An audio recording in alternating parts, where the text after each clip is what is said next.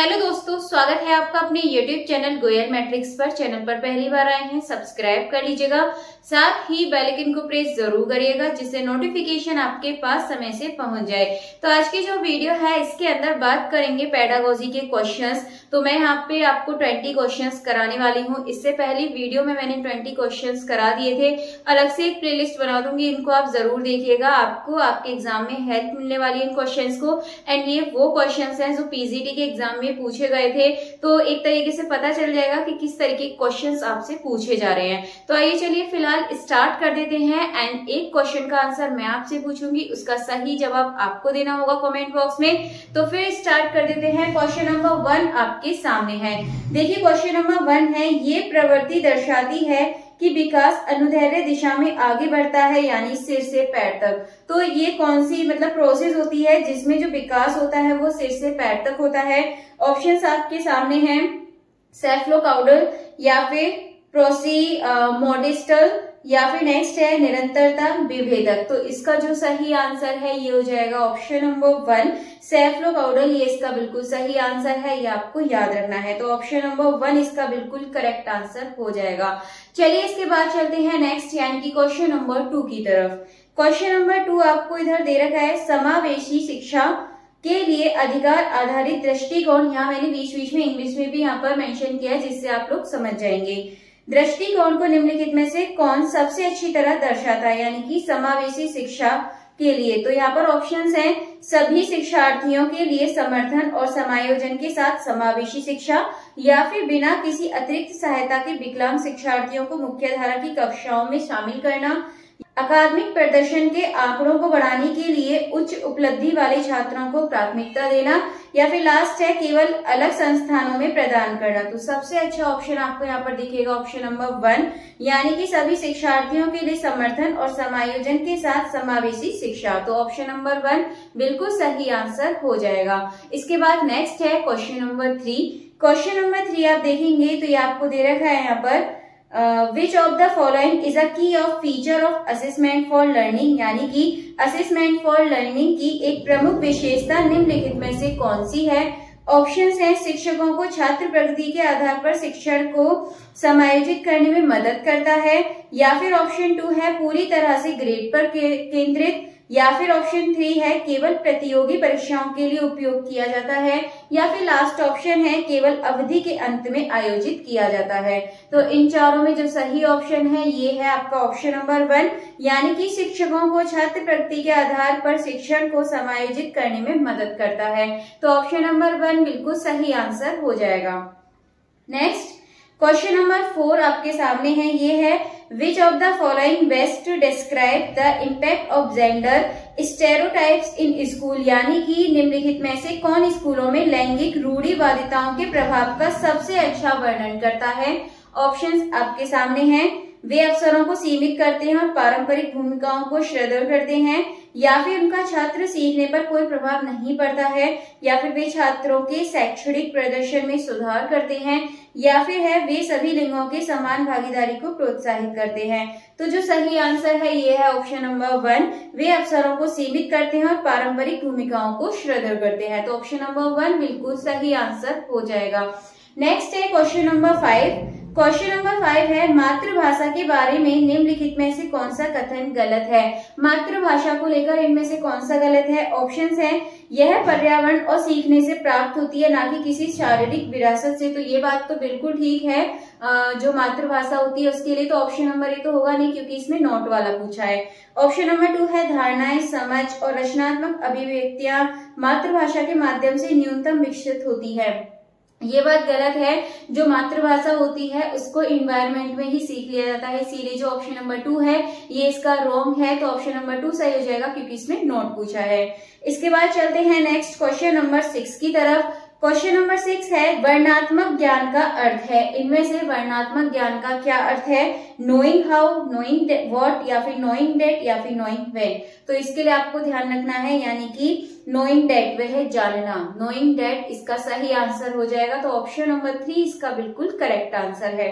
Next है question number, यदि आप देखें तो क्वेश्चन नंबर 6 हो चुका है। क्वेश्चन नंबर 7 है, child centred pedagogy does not give primacy to, यानी कि बाल केंद्रित शिक्षा शास्त्र किसे प्रधानता नहीं देता है। ऑप्शन है बच्चों की सक्रिय भागीदारी, इसको तो बिल्कुल देता है, तो ये तो ऑप्शन होगा नहीं, इसमें पूछा है किसको नहीं देता है। बच्चों का रट्टा मारना, ये बात यहाँ पर गलत है, क्योंकि बच्चों का रट्टा मारना ठीक नहीं है, तो इसमें आपसे पूछा है किसे प्रधानता नहीं देता है, तो ऑप्शन नंबर 2 बिल्कुल सही आंसर हो जाएगा, बच्चों का रट्टा मारना। नेक्स्ट चलते हैं क्वेश्चन नंबर 8 की तरफ। क्वेश्चन नंबर 8 आपके सामने है। सीखने में जो इसका फोल्डिंग होती है, इन लर्निंग रेफर टू, क्या रेफर करती है? निर्देशित सहायता प्रदान करना जो छात्रों द्वारा निपुणता प्राप्त करने पर धीरे धीरे कम होती जाती है, सभी छात्रों को एक ही तरीके से पढ़ाना, या फिर कार्य से सभी कठिनाइयों को हटाना, या फिर ऑप्शन 4 है एक स्थायी सहायक संरचना। तो ऑप्शन नंबर जो 1 है निर्देशित सहायता प्रदान करना जो छात्रों द्वारा निपुणता प्राप्त करने पर धीरे धीरे कम होती जाती है, तो ऑप्शन नंबर 1 बिल्कुल सही आंसर हो जाएगा। नेक्स्ट देखते हैं इसके बाद क्वेश्चन नंबर 9।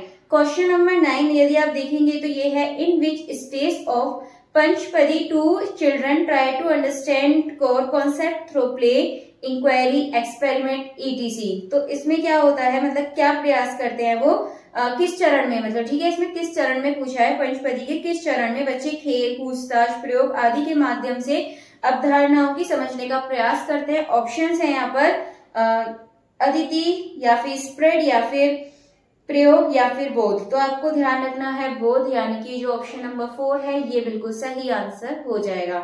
नेक्स्ट है क्वेश्चन नंबर 10। क्वेश्चन नंबर 10 आपको इधर दे रखा है, स्कूलों में समावेश को बढ़ावा देने के लिए निम्नलिखित में से कौन सा तरीका सही है।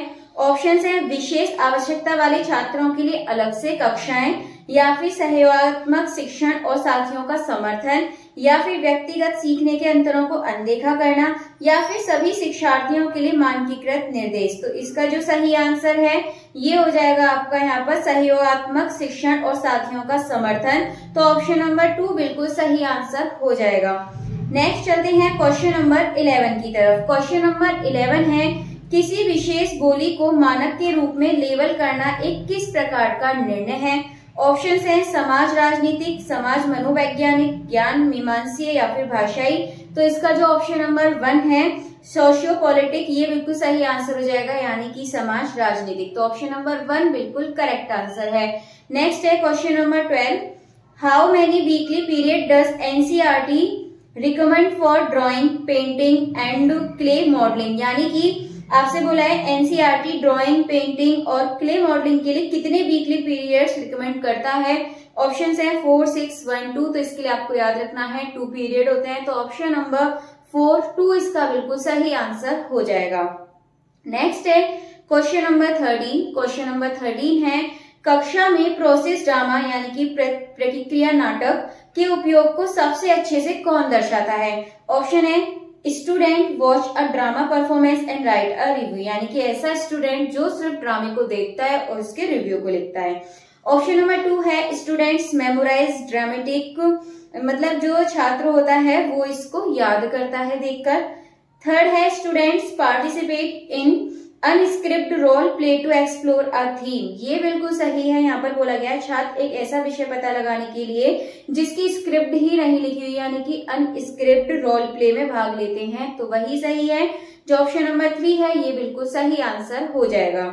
चलिए नेक्स्ट है क्वेश्चन नंबर 14, ये है the extent to which the development changes are different across cultures, communities, societies and individual is an issue of, यानी कि जहां तक सांस्कृतिक, सामुदायिक, सामाजिक और व्यक्तिगत स्तर पर विकासात्मक परिवर्तन भिन्न होते हैं, ये मुद्दा है। कंटिन्यूटी, यूनिवर्सलिटी, या फिर सिक्वेंसलिटी, या फिर कॉन्टेक्स्ट स्पेसिफिक। तो आपको ध्यान रखना है जो ऑप्शन नंबर 4 है कॉन्टेक्स्ट स्पेसिफिक, संदर्भ विशिष्ट, ये बिल्कुल सही आंसर हो जाएगा। नेक्स्ट देखते हैं, नेक्स्ट है क्वेश्चन नंबर 15। क्वेश्चन नंबर 15 है in which teaching style are the learners interested with their assignment which they do individually and independently, यानी कि किस शिक्षण शैली में शिक्षार्थियों को उनके असाइनमेंट सौंपे जाते हैं जिन्हें वे व्यक्तिगत रूप से और स्वतंत्र रूप से करते हैं। तो ऑप्शन है चर्चा करना यानी कि डिस्कशिंग, दूसरा है प्रतिनिधित्व करना, तीसरा है निर्देशन शैली एंड 4 है प्रदर्शन शैली। तो इसका जो सही आंसर है ये हो जाएगा प्रतिनिधित्व करना, यानी कि ऑप्शन नंबर 2 बिल्कुल सही आंसर है। नेक्स्ट है question number 16, which of the following best defined knowledge in the context of education के संदर्भ में ज्ञान को निम्नलिखित में से कौन सबसे अच्छी तरह परिभाषित करता है।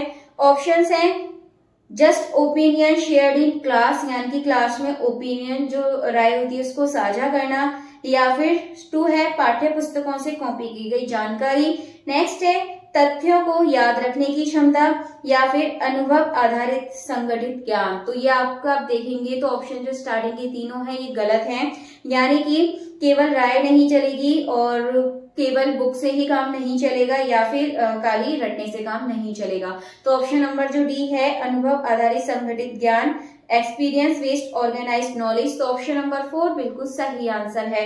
नेक्स्ट है क्वेश्चन नंबर 17, निम्नलिखित में से कौन कक्षा में सीखने के लिए मूल्यांकन के उपयोग को सबसे अच्छी तरह दर्शाता है। ऑप्शंस आपके सामने हैं, आप आसानी से दे सकते हैं, थोड़ा सा आपको सेंस का यूज करना है और आप इसका आंसर बता सकते हैं। तो इसका जो भी करेक्ट आंसर है आप लोग बता दीजिएगा।